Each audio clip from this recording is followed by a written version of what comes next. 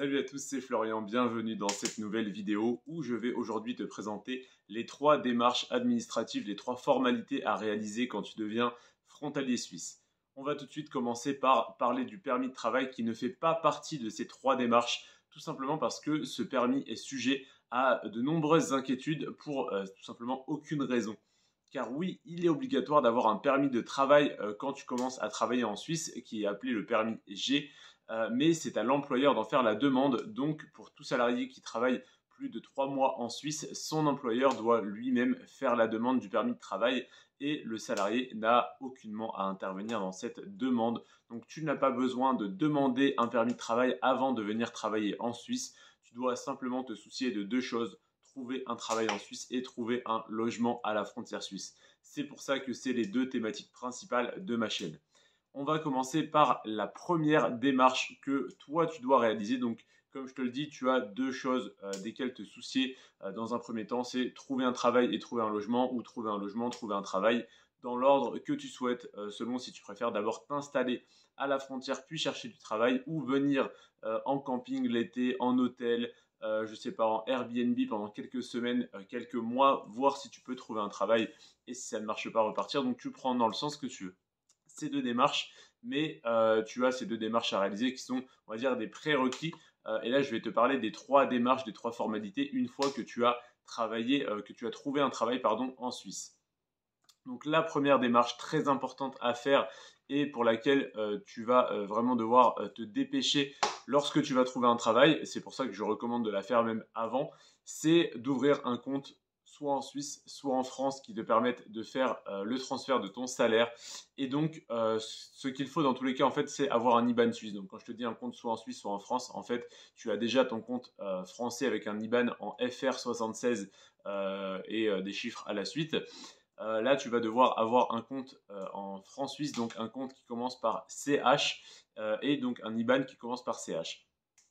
Le fait d'ouvrir un compte en banque en Suisse, c'est possible, c'est légal, contrairement à ce que certaines personnes peuvent penser, de par les réputations de fraude fiscale, etc., des personnes ayant des comptes en Suisse. En fait, tu as le droit d'avoir un compte en Suisse comme dans beaucoup d'autres pays. Je ne vais pas dire n'importe quel pays parce que je ne pense pas que ce soit le cas, mais comme dans beaucoup d'autres pays en tout cas. Simplement, il faut le déclarer. Là, je viens de remplir ma déclaration d'impôt comme tout le monde, je l'espère. Et si j'avais des comptes en Suisse, je devrais les déclarer. Je n'en ai pas et tu vas te dire comment ça se fait, pourquoi il me parle de ouvrir un compte en Suisse si lui-même n'en a pas. Eh bien parce qu'il y a une solution qui est beaucoup plus avantageuse, c'est les organismes de change en ligne. Pour te faire simple, tu as la méthode à l'ancienne qui était quand les personnes étaient payées en espèces, donc sûrement il y a très longtemps, où tu allais échanger ton salaire, donc tu allais donner des billets en francs suisses dans un bureau de change, on te donnait des billets en euros. Aujourd'hui, tu es payé évidemment par virement bancaire. Ton employeur te demande un compte bancaire suisse, donc avec un IBAN suisse en CH qui commence par CH comme ça commence par FR en France. Et donc, pour avoir cet IBAN, soit tu ouvres un compte dans une banque suisse, soit tu ouvres. En fait, c'est pas une ouverture de compte, c'est tu demandes un IBAN suisse pour simplement faire le change. Donc, c'est un IBAN sur lequel tu n'as pas d'argent qui est stocké, c'est simplement un IBAN de transition. C'est pour ça que c'est la méthode la plus avantageuse parce que tu n'as aucun frais. Et donc aujourd'hui, tu as cette solution qui est l'équivalent du bureau de change en ligne. C'est donc des organismes de change et celui que je te recommande, donc le moins cher, le plus intéressant, celui qui te prend le moins de frais par rapport aux autres, c'est Ibani et je t'ai mis un lien en description. Pourquoi je t'ai mis ce lien en description? Tout simplement pour te faciliter l'accès vers la plateforme, mais également pour te proposer un bonus de parrainage. Donc, dès que tu reçois ton premier transfert, donc ton premier salaire suisse de plus de 1000 francs par ton employeur, tu reçois un bonus de 10 francs suisses.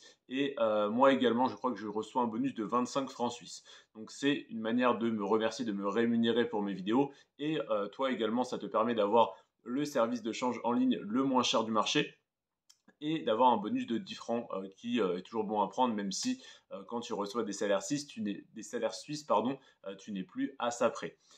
Donc, première démarche, ouvrir un compte en Suisse ou au moins avoir un IBAN suisse. Donc, avoir un compte bancaire dans une banque suisse pour recevoir son salaire et ensuite le transférer en euros est la solution la plus chère et je ne le recommande pas. Si vous avez besoin d'un compte multidevises car vous avez prévu d'avoir beaucoup de dépenses en Suisse, je peux vous recommander Revolut, même si je n'ai personnellement jamais testé, mais j'ai plusieurs amis qui en sont très satisfaits, donc je fais confiance à mes amis. Par contre, je ne connais pas les frais d'utilisation de Revolut. Je sais simplement que j'avais comparé les frais de change en ligne du salaire sur Revolut et enfin sur Ibani et sur tous les autres supports possibles, dont Revolut, et Revolut était un petit peu plus cher. Par contre, si tu as besoin d'avoir de pouvoir payer en Suisse avec un compte en francs suisses pour éviter les frais si tu payes avec un compte français en Suisse, ça peut être intéressant d'avoir un compte Revolut. Je ne t'ai pas mis le lien en description parce que je n'ai pas moi-même de compte Revolut. Voilà, hein, comme je te dis, je te partage que des choses qui sont, je l'estime, intéressantes, mais ce n'est pas pour autant que j'utilise Revolut parce que je n'en ai pas besoin et que la solution la moins chère pour moi est de recevoir mon salaire via Ibani vers mon compte bancaire principal, donc qui est actuellement Boursorama. Et en faisant ceci, je n'ai aucun frais ni en recevant sur Ibani ni en recevant sur Boursorama. Simplement la marge que prend Ibani qui est très faible, qui est de 0,4%. Donc ça fait 40 centimes pour 100 euros, 4 euros pour 1000 euros. Donc on va dire 16 euros pour un salaire de 4000 francs. Tu te rendras compte si tu ouvres un compte en Suisse que c'est vraiment rien du tout, 16 euros par rapport à ce que te prendrait un compte suisse. Et je ne parle même pas des comptes si tu donnes un IBAN français à ton employeur. J'ai des collègues qui ont fait ça, ils prenaient plus de 30 euros de frais par virement sans tenir compte du fait que le taux de change est extrêmement mauvais sur la plupart Enfin, si tu reçois un virement directement sur ton compte en banque, si tu ne passes pas par un organisme de change, tu perds peut-être 30 euros de frais, mais tu perds peut-être 50 ou 100 euros sur le change de devise. Donc c'est très important d'avoir un compte avec un IBAN suisse et si possible un organisme de change en ligne. Donc personnellement, je recommande Ibani si vous souhaitez simplement recevoir votre salaire suisse en euros avec le moins de frais possible. Je vous ai mis le lien en description de la vidéo. C'est la première étape à faire au plus vite pour éviter de se retrouver devant un employeur suisse qui vous demande un IBAN et de n'avoir que votre IBAN français à lui donner. Donc c'est possible, mais ça ne fait pas très sérieux, pas très impliqué dans la démarche. Ça donne une image de vous de quelqu'un qui n'avait pas anticipé cette démarche-là. Donc comme je l'ai dit, c'est pas très sérieux. Et en plus de ça, il va vous faire le premier ou les premiers virements sur cet IBAN le temps que vous ayez un IBAN suisse et vous allez vous faire cartonner sur les frais. Donc ça, voilà, c'était la première étape à faire au plus vite. Deuxième démarche pour laquelle il y a également une deadline, on va dire un temps limité, mais qui est bien plus long, c'est de choisir entre la CMU et la LAMAL. Donc là, deuxième démarche, une fois que vous avez trouvé votre travail, que vous avez votre contrat de travail, que vous avez commencé à recevoir votre salaire en Suisse, vous allez vous poser la question de l'assurance maladie et il faut vous la poser assez rapidement parce que vous avez seulement 3 mois à compter de la date, je ne sais plus si c'est de signature de votre contrat ou de votre premier jour de travail. La logique voudrait, comme c'est une assurance donc pour votre travail, que ce soit compté de votre première journée de travail. Donc si vous commencez au 1er janvier, 1er février, 1er mars, 1er avril, au 1er avril, vous n'avez plus le choix, vous êtes automatiquement affilié à l'assurance maladie suisse qui coûte extrêmement cher. Après, ça peut être la solution la plus intéressante si vous avez des très gros revenus. Je crois que ça devient intéressant au-dessus de 6 000 francs suisses, mais c'est vraiment pour la plupart des frontaliers un salaire qui n'est pas atteint, en tout cas les premières années, à moins de se former, d'évoluer dans une entreprise, etc. Mais voilà, on commence très souvent à 3 000, 3 500, 4 000 francs suisses avec des contrats à 80% et on atteint par la suite les 4 400 quand on a un temps plein à Genève par exemple, 4 500, 5 000 avec quelques heures supplémentaires, mais rarement plus, en tout cas pour des postes non qualifiés, ce qui est le cas de beaucoup de Français. Donc, deuxième démarche, choisir entre la CMU et la LAMAL. Pour faire simple, si vous avez au moins un contrat à temps plein, même à 20 francs suisses de l'heure, la LAMAL sera plus intéressante. La CMU sera plus intéressante. Non, attendez, excusez-moi, je m'embrouille dans mes notes. Pour faire simple, si vous avez au moins un contrat à temps plein, même à 20 francs suisses de l'heure, oui, donc c'est ça. Là, la malle sera la plus intéressante parce que donc vous allez être aux alentours des 4 à 5 000 francs suisses. Et donc, oui, c'est à partir de, je crois, proche des 5 000 francs suisses que ça devient plus intéressant d'être à la LAMAL qu'à la CMU. Et donc, on va dire, pour faire simple, en dessous de 5 000 francs suisses, rester à la CMU, au-dessus, passer à la LAMAL. Après, évidemment, je ne suis pas conseiller financier ni en assurance, donc renseignez-vous auprès d'un professionnel. Et d'ailleurs, j'ai un ami conseiller qui peut vous orienter vers les questions d'assurance, de mutuelle, parce que ça peut être également intéressant de souscrire à une mutuelle. Donc, n'hésitez pas à m'envoyer un message sur Telegram. Le lien du Telegram est en description et je peux vous orienter vers un professionnel. Mais mon avis de frontalier, c'est que en dessous de 5000 francs suisses, il vaut mieux choisir la CMU et au-dessus de 5000, vous pouvez ne faire aucune démarche, vous laisser affilier automatiquement à la LAMAL et ça sera le choix le plus intéressant financièrement pour vous. Donc ça c'est à savoir, voilà, entre la CMU et la LAMAL, le mode de calcul c'est un montant fixe pour la LAMAL dans les 360 francs suisses, il me semble, par mois d'assurance. C'est pour ça qu'avec des petits revenus, admettons, si vous avez un petit contrat que vous faites 2-3 000 francs suisses, ça fait vite une grosse dépense. Et la CMU, c'est 8% de vos revenus, ou plutôt de votre revenu fiscal de référence, avec 2 années de décalage. Donc quand je dis au-dessus de 5 000 francs suisses, c'est mieux d'être à la LAMAL. Ça dépend de votre situation. Si vous pouvez déduire énormément de choses de vos impôts et avoir un revenu fiscal de référence relativement faible, en N-2, même pour les prochaines années, eh bien ça peut être intéressant d'être à la CMU, même en ayant des revenus plus élevés de 5, 6, 7 000 francs suisses, selon tout ce que vous pouvez déduire si vous faites des investissements immobiliers en Pinel, des choses comme ça, que je ne recommande pas par ailleurs, mais ça peut être le cas pour certains. Donc ça peut être intéressant parce que le mode de calcul, c'est 8% de vos revenus, donc 8% de votre revenu fiscal de référence N-2. Vous pouvez également souscrire à une mutuelle pour être mieux couvert si vous avez prévu d'avoir de gros frais de santé, par exemple. Et la troisième démarche, c'est seulement si vous ne travaillez pas dans le canton de Genève, il faut remplir un formulaire pour éviter d'être doublement imposé. Je m'explique. Si vous travaillez sur Genève, vous êtes imposé en Suisse, vous ne pouvez rien y faire. Dans tous les cas, vous êtes imposé en Suisse, vous n'avez aucun choix, aucun document à faire ni à remplir. Et une fois arrivé la fin de l'année, en tout cas en avril, quand vous allez faire votre déclaration d'impôt, vous allez cocher la case comme quoi vous travaillez en Suisse dans le canton de Genève et donc qui donne l'info à l'administration fiscale française que vous avez déjà été imposé en Suisse, donc vous n'allez pas être réimposé en France parce qu'il y a une convention de non-double imposition entre la France et la Suisse. Ça veut dire que la France et la Suisse s'engagent à ne pas imposer dans les deux pays les personnes qui travaillent d'un pays à l'autre, donc qui habitent en France, travaillent en Suisse, ou habitent en Suisse et travaillent en France, même si c'est beaucoup plus rare, bien évidemment. Et donc, vous allez travailler dans le canton de Genève et vous allez payer vos impôts au canton de Genève, donc à la Suisse, et vous n'allez pas être réimposé en France. Donc dans ce cas-là, si vous travaillez sur Genève, vous n'avez pas à remplir de formulaire, tout se fait automatiquement, vous avez simplement à remplir votre feuille d'impôt en avril. Par contre, si vous travaillez dans un autre canton que celui de Genève, vous devez remplir le formulaire 2041-AS. 2041-AS, donc c'est un formulaire, vous tapez formulaire 2041-AS dans Google et ça va vous sortir le formulaire pour éviter la double imposition. Donc Genève ne paye qu'en Suisse et pour le reste, on ne paye qu'en France.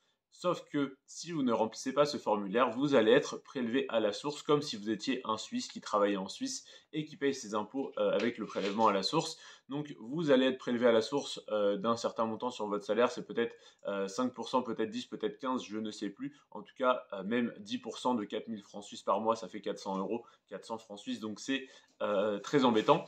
Si on peut l'éviter, on l'évite et en l'occurrence, on peut simplement en remplissant ce formulaire.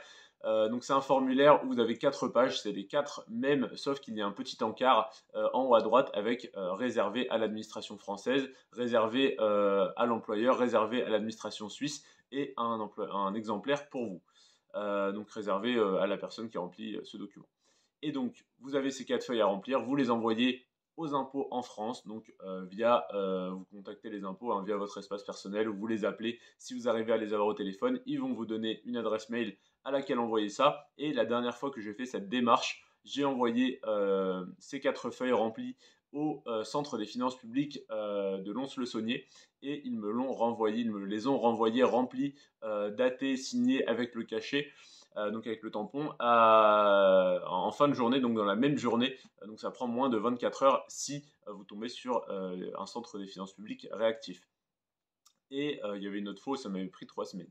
Mais donc voilà, là ça m'a pris une seule journée et une fois que vous avez ces 4 feuilles, vous les transmettez à votre employeur et c'est votre employeur qui transmet à l'administration fiscale suisse. Donc vous donnez les 2 feuilles, celle qui est réservée à l'employeur et celle qui est réservée à l'administration fiscale suisse à votre employeur et il se débrouille avec ces 2 feuilles-là. Donc voilà un petit peu pour comment ça se passe. Et donc si tu ne remplis pas ce formulaire, tu vas être imposé à la source ensuite en Suisse sur ton salaire et tu vas repayer de l'impôt sur le revenu en France à la fin de l'année. En remplissant ce formulaire, tu ne payes pas en Suisse, mais tu payes de l'impôt sur le revenu en France en fin d'année, donc en avril quand tu remplis ta déclaration. C'est donc les 3 principales démarches à faire quand tu deviens frontalier suisse. Donc tu vois, ça n'est pas si compliqué. Tu peux réaliser ces 3 démarches en moins d'1 heure au total si tu t'y mets tout de suite, en commençant par créer un compte sur Ibani. Ça, c'est la démarche la plus rapide, la plus courte, qui prend 5 minutes. Tu cliques sur le lien, tu crées ton compte et comme tu n'as pas encore d'employeur suisse, tu as le temps, ça prend 2-3 jours de créer ton IBAN et donc tu n'as pas de stress à faire attendre ton employeur plusieurs jours. J'ai des amis pour qui ça a pris une semaine parce qu'ils leur redemandaient des photos de carte d'identité, de documents supplémentaires. Mais ça prend globalement 5 minutes si tu veux le créer tout de suite. Au moins, tu es sûr d'être passé par le lien de parrainage, de ne pas tomber sur un site d'arnaque, de ne pas te faire avoir. Et même, tu sais que le jour où tu recevras ton salaire, tu auras une bonne surprise, à savoir un petit bonus de parrainage de 10 francs suisses. Et quand tu recevras ces 10 francs suisses, j'aurai un bonus de 25 francs suisses également. Donc, crée ton compte tout de suite, ça ne coûte rien, même si tu n'as pas encore trouvé de travail. C'est la première étape, ça va te mettre le pied dedans et donc te mettre sur la bonne voie. Tu peux et donc réaliser les 2 autres démarches si tu as déjà trouvé un employeur en Suisse, à savoir choisir entre la CMU et la LAMAL, c'est pareil, c'est un formulaire à remplir. Et en tout cas, c'est pareil que la troisième. Et donc, la troisième, c'est le formulaire 2041 AS en 4 exemplaires. Et pour remplir tout ça, tu vas avoir besoin de quelques infos de ton employeur. Donc, tu ne peux pas le faire, évidemment, si tu n'as pas encore d'employeur. Donc, vous pouvez tous créer votre compte sur Ibani. Et ceux qui ont déjà trouvé un travail en Suisse et qui regardent donc cette vidéo pour cette raison-là, vous pouvez aller chercher le formulaire de choix d'assurance maladie. Donc, choix sur l'assurance maladie, je crois qu'il s'appelle comme ça, entre la France et la Suisse et l'envoyer à Amélie, je crois que c'est au service santé, on va dire, français. Et vous avez donc le formulaire 2041 AS pour l'impôt sur le revenu, donc pour ne pas être doublement imposé entre la Suisse et la France. Je te remercie d'avoir regardé cette vidéo. Si tu as besoin de plus d'infos sur la Suisse ou de savoir les métiers sur dans différentes professions, n'hésite pas à aller voir ce que j'ai déjà fait sur ma chaîne. Et si tu ne trouves pas le contenu que tu aimerais voir, n'hésite surtout pas à me le proposer, que ça soit en commentaire sur YouTube, je lis tous les commentaires et j'y réponds également, ou sur Telegram, tu as le lien de mon canal Telegram en description de la vidéo. On a plus de 700 frontaliers sur le groupe qui parlent de ça, qui parlent de travail en Suisse, de salaire suisse, de logement à la frontière tous les jours. Également, dès que j'ai un appartement disponible à la location, je le propose dans le groupe en priorité avant de le mettre sur le Bon Coin. Et donc, ça fait un moment d'ailleurs que je n'ai pas mis d'annonce sur le Bon Coin parce que je trouve toujours des gens intéressés. Donc, n'hésite pas, si tu cherches un logement, si tu cherches du travail, que tu as besoin d'infos, des questions à poser à d'autres frontaliers ou futurs frontaliers et frontalières, de rejoindre le groupe Telegram. Je te remercie d'être resté jusqu'à la fin de cette vidéo. N'oublie pas de t'abonner et à la semaine prochaine pour une autre vidéo. C'était Florian. Sur ce, à la semaine prochaine et à bientôt de l'autre côté de la frontière. Ciao.